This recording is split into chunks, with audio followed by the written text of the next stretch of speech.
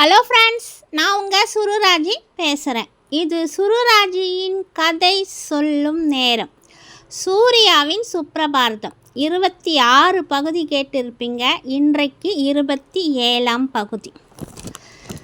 சுப்ரியாவின் தந்தை ரவிச்சந்திரன் அவ்வளோ தூரம் மாப்பிள்ளையான சூர்யா கிட்ட பேசியும் கூட சூர்யா கொஞ்சம் கூட மனம் மாறாமல் ரீனா தான் முக்கியம், இப்போ அவளை என்னால் வெளியில் அனுப்ப முடியாது, உங்கள் பொண்ணை வேணால் நீங்கள் வெளியில் அழைச்சிட்டு போங்க அப்படின்ற மாதிரி ஒரு இக்கட்டான சூழ்நிலையை ரவிச்சந்திரனுக்கு ஏற்படுத்திட்டு ரீனாவை அழைச்சிக்கிட்டு ரூமில் விட்டுட்டு வந்த சூர்யாவை பார்த்த உடனே ரவிச்சந்திரனுக்கு கோபம் அதிகமாக வர ஆரம்பித்தது.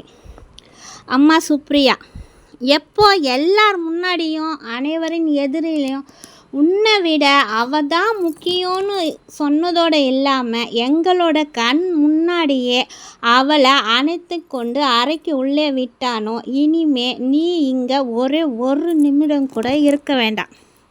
வாமா, கிளம்பு, எங்களோட நம்ம வீட்டுக்கு போகலாம். இப்படிப்பட்டவனோட நீ வாழற வாழ்க்கை என்றைக்குமே மன அமைதியும் மன நிம்மதியும் தராது. நீ இப்போவே எங்கள் கூட கிளம்பு அப்படின்னு சொல்லிட்டு ரவிச்சந்திரன் சுப்ரியாவின் கையை பிடிச்சு அழைச்சிக்கிட்டு போக ஆரம்பித்தார். ஐயோ சூர்யா, என்னடா இதெல்லாம், போடா, போய் அவளை போக வேணான்னு தடுத்து நிறுத்துடா, அவளை போக விடாதடா என்றாள் பூர்ணிமா. போகட்டும் விடுக்கா, இது அவங்க அப்பாவோட விருப்பமாக இருந்தாலும் சரி, இல்லை சுப்ரியாவின் விருப்பமாக இருந்தாலும் சரி, எனக்கு அதை பற்றியெல்லாம் கொஞ்சமும் கவலை கிடையாது.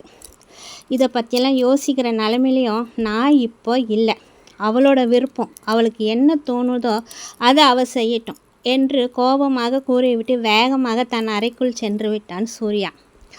சூர்யா சூர்யா என்று பூர்ணிமாவும் பூபதியும் குரல் கொடுக்க ஆரம்பித்தனர்.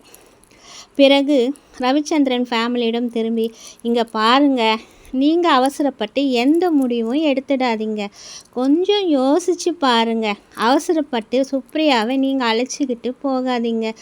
இப்போது இந்த பிரச்சனை என்ன ஏதுன்னு முழுசாக தெரிஞ்சிக்காம நீங்கள் அவசரப்படுறதுனால எந்த ஒரு பிரயோஜனமும் கிடையாது பூர்ணிமாவை என்று பூர்ணிமா தன்னுடைய ஆதங்கத்தை ரவிச்சந்திரனிடம் வெளிப்படுத்த ஆரம்பித்தாள். ரவிச்சந்திரா, நீயும் அவசரப்படாதடா. இப்போ கோவத்தில் இந்த மாதிரியான ஒரு முடிவை எடுத்துட்டு அதுக்கப்புறம் பிறகு நம்மளால் மறுபடியும் மாப்பிள்ளைக்கிட்ட போய் எதுவுமே பேச முடியாமல் போயிடும் என்று தன் பங்குக்கு வைதேகிய அத்தையும் ரவிச்சந்திரனிடம் கூற ஆரம்பித்தாள். ஆமாங்க, அவர் ஒன்றும் சுப்ரியாவை வீட்டை விட்டு போகணும்னு சொல்லலையே, அவளோட விருப்பம் தானே சொல்லிட்டு போயிருக்காரு. புருஷன் பொண்டாட்டிக்குள்ளே சண்டையோ சச்சரவோ வர ஆரம்பிச்சதுன்னா கோவத்தில் கை நீட்ட தான் செய்வாங்க. இருந்தாலும் இவர் அந்த ரீனாவுக்காக என் மகளை அடித்ததுனால தான் எனக்கு ரொம்ப வருத்தமாக இருக்குது. இருந்தாலும் இந்த சமயத்தில் நம்ம அவசரப்பட்டு எந்த ஒரு முடிவும் எடுக்க வேணாம். எதுக்கும் சுப்ரியா கிட்டே நம்ம கேட்டு பார்க்கலாம். அவளோட முடிவு என்ன சொல்கிறான்னு கேட்கலாம். அவள் என்ன சொல்கிறான்னு பார்த்துட்டு அதுக்கப்புறமா அவளை நம்ம வீட்டுக்கு அழைச்சிட்டு போகலாங்க என்றாள் ராதிகா. நீங்கள் 2 பேரும் என்ன பேசுகிறீங்க? எப்போ இவ்வளோ தூரம் ஆகி போச்சு? ரீனா மேலே காட்டின அக்கறையில் கொஞ்சம் கூட என் மகன் மேலே இவன் சிறிதளவு கூட காட்டலையே. இவனை நம்பியா மறுபடியும் என் மகளை இங்கே விட்டுட்டு போக சொல்கிறீங்க என்று கோவப்பட்டார் ரவிச்சந்திரன். அப்பா, என்னை நீங்கள் உங்கள் வீட்டுக்கு அழைச்சிக்கிட்டு போகிறதுனால மட்டும் பிரச்சனை தீர்ந்து விட போகிறதில்ல. எப்படியும் இதுக்கப்புறம்தான் இன்னும் நிறைய பிரச்சனைகள் ஏற்பட வாய்ப்புகள் அதிகமாக உள்ளது. ஏற்கனவே அஸ்வினி அக்கா பிரச்சனையாலே தான் என் கல்யாணம் இந்த மாதிரியான ஒரு சூழ்நிலையில் நடந்து முடிஞ்சிடுச்சு. இப்போது என்னையும் நீங்கள் வாழ வெட்டியாக உங்கள் வீட்டுக்கு அழைச்சிக்கிட்டு போக ஆரம்பிச்சிங்கன்னா அவர் எப்படியும் என்னை தேடி வரப்போகிறதில்ல. இதனால் என் தங்கை காவியா வாழ்க்கை தான் ரொம்ப மோசமாக பாதிக்கப்படும். பரவாயில்லப்பா, அதை விட நான் இங்கேயே இருக்கிறேன், எனக்கு ஒன்றும் பிரச்சனை இல்லை. அவரை பற்றி நீங்கள் கவலைப்படாதீங்க. பூர்ணிமா அண்ணியும் பூபதி அண்ணாவும் என்னை மிகவும் நல்லா தான் கவனிச்சுக்கிறாங்க. இவங்களை நம்பி நீங்கள் என்னை இங்கே விட்டுட்டு தாராளமாக இந்த வீட்லேயே என்னை விட்டுட்டு நீங்கள் போகலாம். அவரை கோவத்தை என்னை அடித்தாலும் திட்டினாலும் இது என்னோட வாழ்க்கை. நான் இதை எப்படி சரி பண்ணணுமோ அந்த மாதிரி நானே தனியாக நின்று சமாளிச்சுக்கிறேன் என்று சொல்லிவிட்டு அழுதாள் சுப்ரியா. உடனே பூர்ணிமாவும் பூபதியும், ஆமாம், நாங்கள் சூர்யாவோட பேசுகிறோம். அந்த பொண்ணு ரீனாவுக்கு ஒரு பாதுகாப்பை ஏற்படுத்தும் வரதான் சூர்யா இப்படியெல்லாம் நடந்து கொள்ளுவான். மற்றபடி என் தம்பி மிகவும் நல்லவன். தன்னுடைய தோழியான ரீனாவின் வாழ்க்கையை பற்றி அவன் இவ்வளோ தூரம் யோசிக்கும்போது தன் மனைவி சுப்ரியாவை பற்றி அவன் யோசிக்காமலையா இருப்பான்? இப்போது இந்த சமயத்தில் அவன் சுப்ரியா மேலே ஏதோ ஒரு கோவத்தில் இந்த மாதிரியெல்லாம் அவன் நடந்துக்கிறான். இங்கே நடந்த சம்பவங்கள் எதுவும் உங்களுக்கு தெரியாது. சுப்ரியாவும் சூர்யா கிட்ட கொஞ்சம் வாய் அதிகமாக தான் பேச ஆரம்பிச்சிட்டான். அதனால தான் அவன் ரொம்ப கோவப்பட்டு இந்த மாதிரியெல்லாம் பேசி நடந்துக்கிறான். இதுக்கப்புறம் சுப்ரியாவை நாங்கள் மிகவும் கவனமாக பார்த்துக்கிறோம் என்று தன்னுடைய பங்குக்கு அவர்கள் பேசினார்கள். சரி என்ற அரை மனதோடு மேலும் சுப்ரியாவிடம் தைரியமாக இருக்க சொல்லி ஆறுதலாக சுப்ரியாவிடம் பேசிவிட்டு சுப்ரியாவின் குடும்பத்தார்கள் அந்த வீட்டை விட்டு சென்றார்கள்.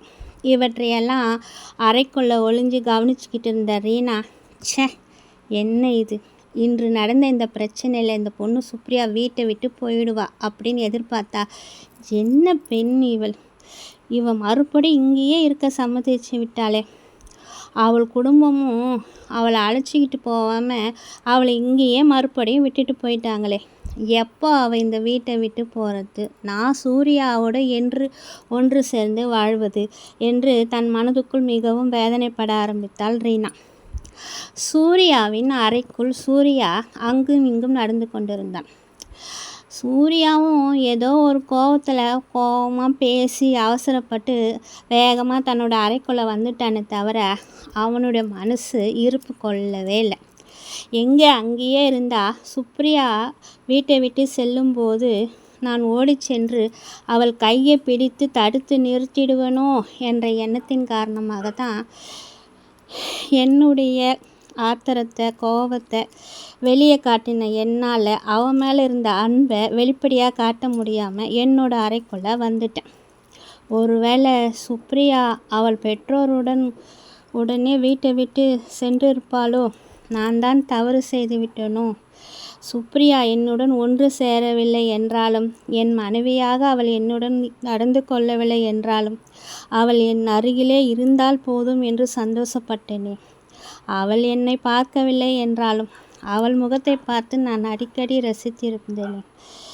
என் தேவைகள் அனைத்தையும் அவள்தான் செய்ய வேண்டும் என்று அவளை என் அருகிலே வைத்து கொண்டேனே. அவளின் அப்பா அம்மா வீட்டிற்கு கூட அனுப்ப மனமில்லாமல் தான் அவளை இந்த வீட்டுக்குள்ளேயே நான் வைத்து கொண்டிருந்தேனே. போச்சா, எல்லாம் போச்சா. இதன் பிறகு நான் எப்படி என் சுப்ரியாவை பார்க்க முடியும்? என்னால் அவளை பார்க்காமலையும் இருக்க முடியாது. சுப்ரியா, ஏன் சுப்ரியா இன்னும் என்னை புரிஞ்சிக்காம இருக்க? உனக்காகத்தானே நான் என்னையே முழுமையாக மாற்றிக்கொண்டேன். குடிக்கிறதையும் சுத்தமாக நிறுத்திட்டேன். உன்னை திருமணம் செய்த பிறகு எந்த ஒரு பெண்ணிடமிருந்து எனக்கு ஃபோன் வந்தாலும் நான் எடுக்கிறதே இல்லை, பேசுகிறதும் இல்லை. நேரில் பார்த்தால் கூட பேசாமல் அவாய்ட் செய்து கொண்டு தானே நான் போகிறேன். நீ மட்டும் என் கூட இருந்தா என்னோட வாழ்ந்தா போதும்னு நினச்சேனே. இப்போ நீயும் என்னை விட்டு போயிட்டா. ஐயோ கடவுளே, என்னால் அதை நினச்சி கூட பார்க்க முடியாது. ஐயோ, அவள் போகக்கூடாது. என்னை விட்டு அவள் போனால் என்னால் அதை தாங்கவே முடியாது. இல்லை, நான் அவளை அனுப்ப மாட்டேன். என்ன ஆனாலும் சரி, அவளை எப்படியாவது சமாதானப்படுத்திட வேண்டும். அவளை இந்த வீட்டை விட்டு வெளியே அனுப்பாமல் நான் ஏதாவது செஞ்சே ஆகணும். அவரோட அப்பாவும் சுப்ரியாவின் அப்பா ரவிச்சந்திரனும் அவரோட மகளை அழைச்சிட்டு போகிறதுல ரொம்ப தீவிரமாக இருக்கிறாரு. இதுதான் வாய்ப்பு என்று சுப்ரியாவும் அவள் பெற்றோருடன் சென்று விட்டால், இதுக்கு மேலே நம்ம இங்கேயே நினச்சி எதையாவது யோசிச்சுக்கிட்டே இருந்தோம்னா எதுவுமே வேலைக்கு ஆகாது. சுப்ரியாவை இங்கேருந்து நம்ம அனுப்பக்கூடாது. அனுப்பிட்டா மறுபடியும் அவளோட வீட்டுக்கு போய் நான் அவளை பார்க்கவும் முடியாது, அவகிட்ட பேசவும் முடியாது.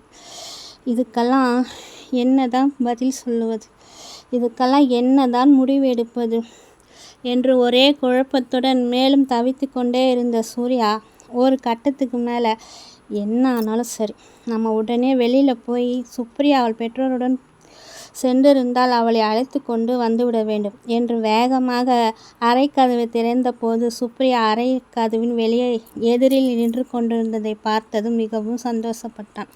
பிறகு, ஏய் நீ எங்கே ஒருவேளை உன்னோட ட்ரெஸ் எல்லாம் எடுத்துகிட்டு போக வந்தியா என்று பயத்துடன் அவளை பார்த்து கேட்டான் சூர்யா. நான் ஏன் என் ட்ரெஸ் எல்லாம் எடுத்துகிட்டு போகணும்? ஹலோ, உங்களை சாப்பிட்றதுக்காக கூப்பிட்றதுக்கு தான் வந்தேன், வாங்க. ஏற்கனவே ரொம்ப லேட் ஆயிடுச்சு, அப்புறம் அதுக்கும் வேற என் மேலே நீங்கள் கோவப்படுவீங்க. கொஞ்சம் சீக்கிரமாக கிளம்பி சாப்பிட வந்தீங்கன்னா எனக்கு அதுவே போதும் என்று சுப்ரியா சொன்னவுடன் சூர்யாவும் சிரித்து கொண்டே, ஆகட்டும் மகாராணி, நீங்கள் போய் சாப்பாடு எடுத்து வைங்க, உங்கள் பின்னாடியே நானும் வரேன் என்று அவளிடம் பவ்யமாக தலையை சாய்த்து கொண்டே கூறினான் சூர்யா. சூர்யாவின் இந்த பதிலை கேட்டவுடன் சுப்ரியாவுக்கு ஒரு மாதிரி எரிச்சலாக இருந்தாலும் அதை வெளியில் காட்டிக்கொள்ளாமல், இவன் சரியான ஒரு முரடனாக இருக்கிறான், அதே சமயத்தில் பைத்தியகாரத்தனமாக ஏதாவது ஒன்று செஞ்சுக்கிட்டே தான் இருக்கிறான், இவனை நம்ம எப்படியாவது சமாளித்து தான் ஆகணும். இன்னும் கொஞ்ச நாளைக்கு இவன் கூட நம்ம இருந்து விட்டு அதுக்கப்புறமா தான் நம்ம இவனை விட்டு விலகி போகணும். அது வரைக்கும் இங்கே என்ன நடந்தாலும் நம்ம அமைதியாகவும் பொறுமையாக தான் இருக்கணும் அப்படின்னு மனசுக்குள்ளே நினச்சிக்கிட்டே சூர்யாவை பார்த்துவிட்டு கீழே இறங்கி சென்றாள் சுப்ரியா. அதன் பிறகு அடிக்கடி ரவிச்சந்திரன், ராதிகா, அத்தை வைதேகி, கீதா என்று மாறி மாறி அனைவரும் வந்து சுப்ரியாவை பார்த்துவிட்டு போக ஆரம்பித்தார்கள். சுப்ரியாவின் வாழ்க்கையும் அவர்கள் அனைவரும் வந்து போவதனால் ஓரளவுக்கு நிம்மதியாகவும் இருந்தது. ஆனால் இந்த ரீனா என்ன பிரச்சனை பண்ணுவா, இன்னும் அவள் என்ன மாதிரியான முடிவு எடுக்க போகிறான்னு ஒரே குழப்பமாக இருந்தது சுப்ரியாவுக்கு. ஆனால் ரீனாவோட மனசில் இருக்கிறத சூர்யா தெரிஞ்சுக்கிற வரைக்கும் ரீனாவால் சுப்ரியாவுக்கு இந்த மாதிரியான பிரச்சனைகள் வந்துக்கிட்டே தான் இருக்கும். சரி, ஓகே ஃப்ரெண்ட்ஸ், இத்துடன் என்னுடைய 27ஆம் பகுதி முடிவடைந்தது. மீண்டும் உங்களை அடுத்த பகுதியில் சந்திக்கும் வரை உங்களிடம் விடைபெறுவது உங்கள் சுருராஜ். இது சுருராஜின் கதை சொல்லும் நேரம். பாய்.